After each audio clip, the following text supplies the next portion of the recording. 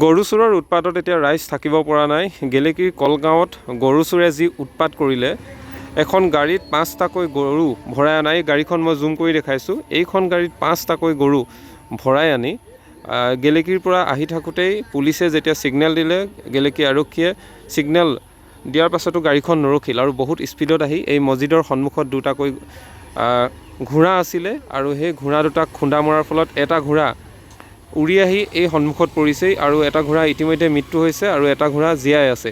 আৰু এই গাড়ীখন আহি এই মানুহঘৰৰ সন্মুখৰ এই ৱালত খুন্দা মাৰে আৰু খুন্দা মৰাৰ ফলত ৱাল ভাঙি চুৰমাৰ হৈ যায় আৰু গাড়ীখনৰ পৰা গাড়ী যিটো গৰু চোৰৰ সৈতে দুখন গাড়ী আহিছিলে। প্ৰথম গাড়ী যিখন আহিছিলে সেই গাড়ীখনত গৰু চোৰটো উঠি পলাই গুচি যায়। কিন্তু পুলিচে ইতিমধ্যে গাড়ীৰ পৰা এটা মোবাইল জব্দ কৰিছে।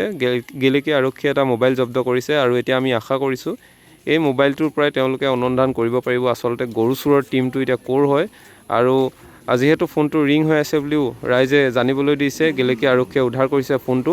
এই ফোনটোৰ পৰাই গম পোৱা যাব আৰু হয়তো গেলেকী আৰক্ষীয়েও ৰাইজক জনাব যে এই গৰু চোৰ পাৰ্টিটো কোন আছিলে। এই 5টাকৈ গৰু মই দেখাইছোঁ, চাওক, এইবোৰ গৰু ৰাইজে উদ্ধাৰ কৰিছে এটা এটাকৈ। ৰাতি 12:45 এই ঘটনা সংঘটিত হ'ল।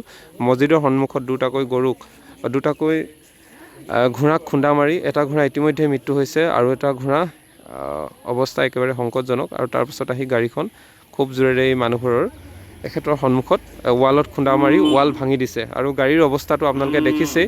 তাৰ পাছতে গৰু চোৰটো যেনে তেনে আগত যিখন গাড়ী গৈ আছিলে সেই গাড়ীখনত গৰু চোৰৰ পাৰ্টিৰ লগত গুচি গ'ল। কিন্তু আটাইতকৈ পৰিতাপৰ বিষয়, এই গৰু চোৰকেইটাই যিহেতু আমাৰ নাজিৰা এই অঞ্চলটোত অতি সন্ত্ৰাস চলাই আছে আৰু বহুতে ইতিমধ্যে বহুতে অনুমান কৰিছে গৰু চোৰকেইটা কোন হ'ব পাৰে। কিন্তু এই গৰু চোৰকেইটাই এইটো ভবা নাই তেওঁলোকে যে কাম কৰি আছে, সিহঁতি যে এটা সময়তে ভুগিব লাগিব, এনেধৰণৰ কাম কৰি নিমাত জীৱ জন্তুৰ সৈতে চাওক এইখন গাড়ীত 5টাকৈ গৰু ভৰাই আনিছে।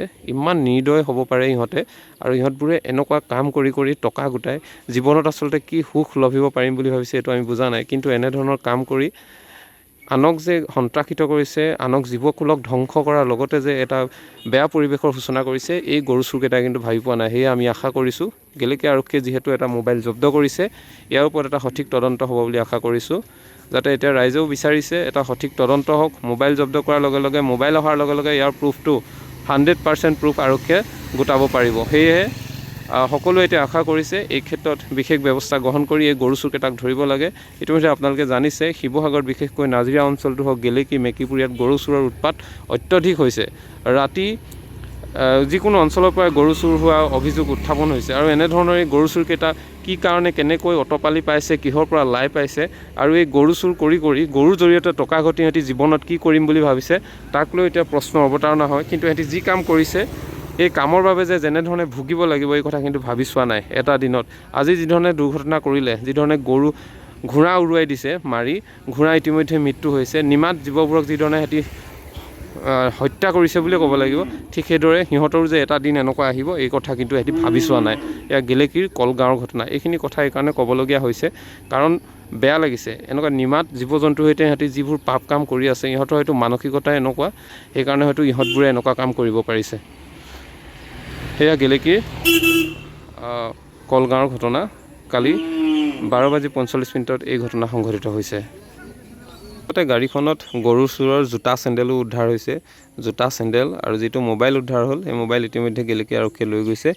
গেলেকী আৰক্ষীয়ে এতিয়া ইয়াৰ ওপৰত কি তদন্ত কৰে এয়াহে পাছত লক্ষণীয় হৈ ৰ'ব আৰু যি হয় হয়তো ৰাইজৰ ভালৰ কাৰণে হ'ব। আৰু ৰাইজেও আশা কৰি আছে আচলতে কোনটো পাৰ্টি হয় এইটো গৰু চোৰকেইটা কোন এইটো আচলতে চিনাক্ত কৰিব লাগে বুলি ৰাইজেও আশাৰে ৰৈ আছে। শব্দটো শুনাৰ লগে লগে আমি উঠি আহি পেলাই চাইছোঁহি কি হ'ল বুলি। ভয়ো লাগিছে, ইমান ডাঙৰ শব্দ এটা হৈছে। তাৰপৰা উঠি পেলাই অলপ খিৰিকীয়েদি জোপি কৰিছোঁ। তাৰপৰা দেখিছোঁ আমাৰ ফুলগছজোপা সেইপৰা পৰি আছে। মই গাড়ী ভাগিয়ে পৰি আছে বুলি ভাবিছোঁ। আকৌ এখন গাড়ী ইয়াত দেখিছোঁ, এক্সিডেণ্ট হৈ গ'ল বুলি ভাবিছোঁ। কিন্তু মানুহ কোনোবা এক্সিডেণ্ট হ'ল, বৰ ডাঙৰ কথা হ'ল দেই এনেকৈ বুলি।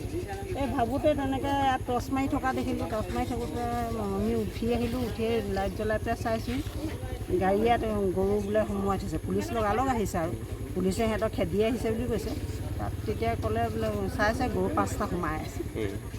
গৰু 5টা সোমাই আছে আৰু গৰু 5টা সেই ল'ৰাখিনিয়ে বহুত কষ্ট কৰি পেলাই গাড়ী ডিগি ভাঙি পেলাই আকৌ দৰ্জাখনতো এইফালে ভাগিয়ে থাকিলে এই ভাঙি তেনেকৈ উলিয়ালে গৰুকেইটা উলিয়ালে তাৰপিছত কিন্তু ড্ৰাইভাৰ নাপালে আকৌ তাত ফোন এটা পালে ফোন উদ্ধাৰ কৰিছে পুলিচে ফোন এটা উদ্ধাৰ কৰিছে কিমান সময়ৰ ঘটনা 12:45 এইটো ঘটনা হৈছে প্ৰায় এটা আৰু সেই শব্দটো শুনাৰ পাছত আমি দেখিছোঁ যে CC কেমেৰাত ধৰা পৰিছে ঘোঁৰা এটা সেই তাত দুটা ঘোঁৰা হয় এটা ঘোঁৰা একদম উফৰি বহুত গৈ পাই সেই গাড়ীখনমান পাই ইমানত পৰিছে উৰি আহি পৰা নিচিনা পৰিছে লগালগ এটা মৰি গ'ল আৰু এটা তাতে জীয়াই আছে জীয়াই আছে ঠিক আছে